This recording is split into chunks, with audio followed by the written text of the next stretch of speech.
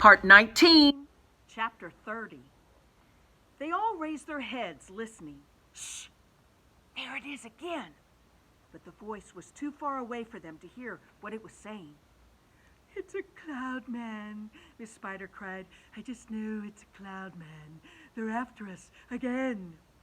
"It came from above," the earthworm said, and automatically everybody looked upward, everybody except Centipede, who couldn't move. "Ouch," they said. "Help, mercy, we're going to catch it this time." For what they now saw, swirling and twisting directly over their heads, was an immense black cloud, a terrible, dangerous, thundery-looking thing that began to rumble and roar even as they were staring at it.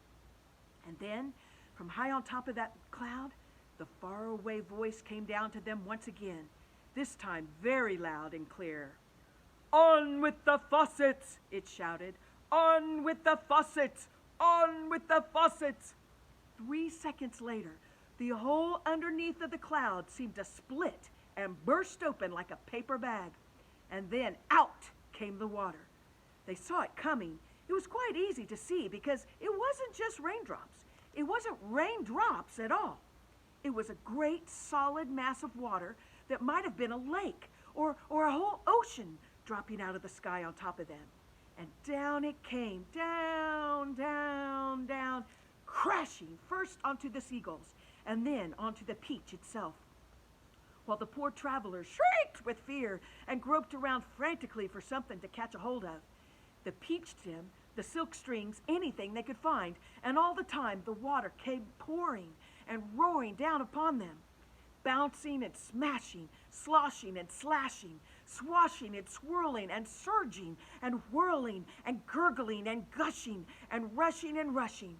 And it was like being pinned and down underneath the biggest waterfall in the world and not being able to get out.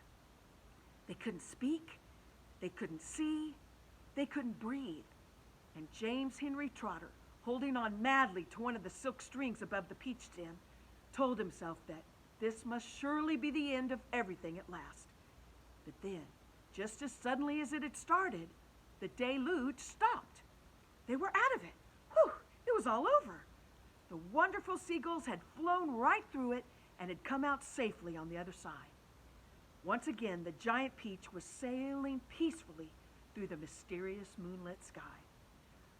"I am drowned," gasped the old green grasshopper, spitting out water by the pint. "It's gone right through my skin," the earthworm groaned. "I always thought my skin was waterproof, but it isn't, and now I am full of rain." "Look at me! Look at me!" shouted Centipede excitedly.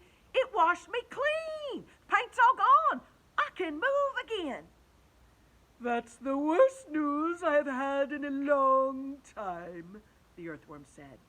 The centipede was dancing around the deck and turning somersaults in the air and singing at the top of his lungs. "Oh, hooray for the storm and the rain! I can move and I don't feel any pain. And now I'm a pest, I'm the biggest and the best and the most marvelous pest once again."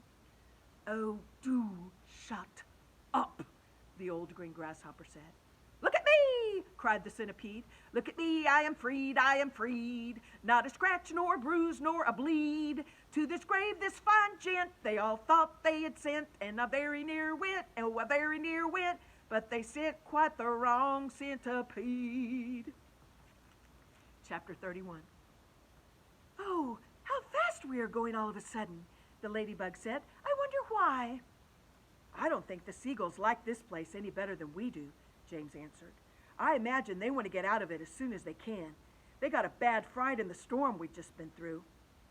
Faster and faster flew the seagulls, skimming across the sky at a tremendous pace, with the peach trailing out behind them. Cloud after cloud went on by either side, all of them ghostly white in the moonlight, and several more times during the night the travelers caught glimpses of cloudmen moving around on the tops of these clouds, working their sinister magic upon the world below. Once they passed a snow machine in operation, with the cloudmen turning the handle and a blizzard of snowflakes blowing out of the great funnel above. They saw the huge drums that were used for making thunder, and the cloud men beating them furiously with long hammers. They saw the frost factories and the wind producers and the places where cyclones and tornadoes are manufactured and sent spinning down towards the earth. And once, deep in the hollow of a large billowy cloud, they spotted something that could only have been a cloudman's city. There were caves everywhere running into the cloud, and at the entrances to the caves, the cloudmen's wives were crouching over little stoves with frying pans in their hands, frying snowballs for their husbands' suppers. And hundreds of cloudmen's children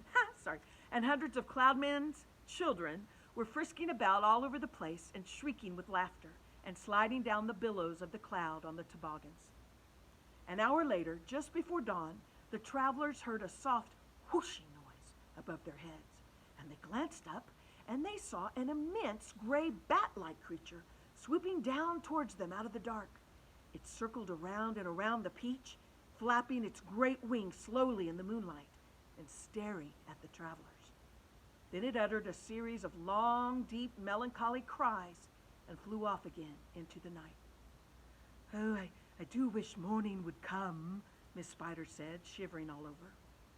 "Well, it won't be long now," James answered. "Look, it's getting lighter over there already."